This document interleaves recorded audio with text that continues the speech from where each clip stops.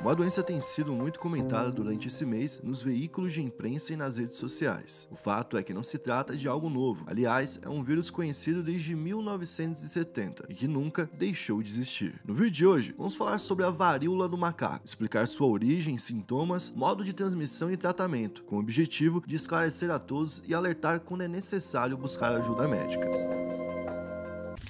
E aí pessoal, beleza? Meu nome é Bruno Fabio, esse daqui é o Planeta Novo e se você ainda não é um inscrito do canal, vai se inscrever agora e deixar o seu like para ajudar a gente. Já vamos começar desde o início falando que a varíola do macaco não tem o mesmo potencial de expansão do corona, por exemplo, então ela não pode se tornar uma epidemia. Para se tornar uma pandemia antes ela teria que ser um problema em vários continentes e não é o que acontece. Começa a ter alguns problemas em outros continentes e por isso tem um alerta em cima, mas não está em estágio de pandemia nem nada do tipo. Já vamos começar porque eu acho que é a principal informação que a galera quer saber, né? Vamos passar de novo por restrição? Vamos ter que ficar de novo em casa se protegendo de que forma? Vamos ter que parar de fazer o quê? Não, por enquanto não chegou nesse nível de ter que mudar as práticas de nenhum local por conta da doença da varíola do macaco. Mas ela realmente vem tendo um aumento no número de casos e é uma doença endêmica, ou seja, ela só tem em um local. Não fala que a jabuticaba só tem no Brasil? Sim. Que é mentira também, tem no Japão, sabia? Sério? É, eu descobri esse dia. Oh.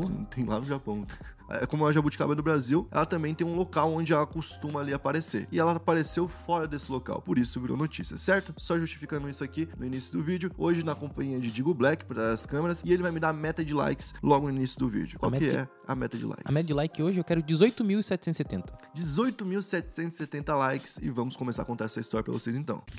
A varíola do macaco é causada pelo vírus da varíola símia, semelhante geneticamente ao vírus da varíola, mas que acaba causando uma doença geralmente mais leve. Apesar do vírus ser endêmico do continente africano, casos recentes da doença na América do Norte e Europa acenderam um alerta para a OMS. O primeiro caso apareceu no Reino Unido e foi relatado no dia 7 de maio. O paciente tinha viajado recentemente para a Nigéria, onde acredita-se que tenha contraído o vírus. Já os outros casos relatados não têm nenhuma ligação com viagens feitas para locais contaminados, o que permanece sem explicação. Bom, então, o que aconteceu? A gente tem uma doença que só tem um local, certo? Que nem a gente tem o cara do Reino Unido, foi até a Nigéria, lá ele contraiu o vírus. Só que outros casos apareceram na América do Norte, e a gente tá falando de Estados Unidos e de México, e também apareceram ali pela Europa, com pessoas que não visitaram o local. E assim, qual que é o problema? Essas pessoas não saem de casa pensando, eu tô com varíola do macaco. Por exemplo, se você pegasse agora a varíola do macaco, você não ia pensar isso. Sim. Você ia pensar o quê? Que é uma gripe, principalmente, porque os sintomas são muito parecidos. Os primeiros sintomas são febre, calafrio, exaustão, dor de cabeça, fraqueza muscular, e depois tem um inchaço nos gânglios linfáticos, que é uma forma do corpo combater infecções e doenças que ele tem, né, para prejudicar sua forma de defesa, né, seu sistema de imunidade do corpo. E logo em seguida você vê ali várias erupções cutâneas, ou aqueles buraquinhos abrindo, né, pequenos buraquinhos começam a abrir no rosto da pessoa e no corpo. Então essas erupções que a gente vê em catapora, em outras doenças também, né, a gente vê aqui, só que a gente vê num grau bem grave, por exemplo, chega a acontecer na palma da mão, na língua, na parte interna da boca. Então dependendo do grau que a pessoa tiver, ela vai ter alguns ferimentos que vão levar tempo ali, né, pra cicatrizar, pra voltar ao normal, isso se não deixar alguma marca permanente, né. E como elas vão passando por vários estágios, vários tamanhos, elas são normalmente confundidas com catapora ou sífilis. E o período de incubação do vírus dentro do corpo, ou seja, o período que ele vai continuar com a pessoa, é de 21 dias. Isso depois que a pessoa é infectada, né. E os sintomas só vão aparecer nela depois de 10 ou 14 dias. Nossa. Então a pessoa tem uma semana, no máximo 10 dias, onde ela realmente vai estar muito doente, entendeu? E isso vai ser depois de 2 semanas já infectado que ela vai perceber esses sintomas.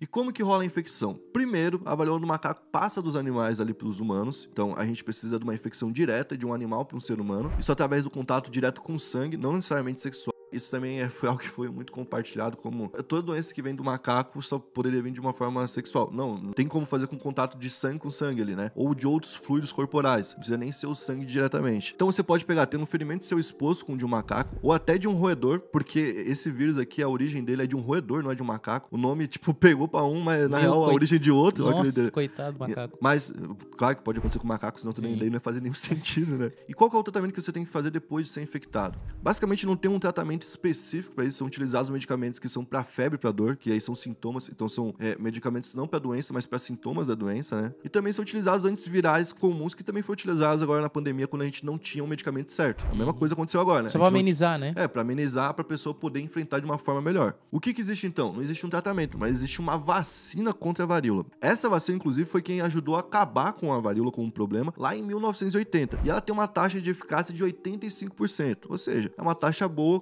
protege bem, acabou com o problema no mundo. Se a pessoa for vacinada, não tem o que temer, entendeu? E assim, a vacina agora vai ser utilizada principalmente com os médicos e os profissionais de saúde, né, que estão ali sendo expostos nesse momento, que vão lidar com essas pessoas, né? A Alemanha é um país que está bem preocupado com isso, já tem 100 mil doses lá com eles, e eles estão encomendando agora mais 40 mil doses de uma vacina que inclusive foi anunciada em 2019, a Bavarian Nordic.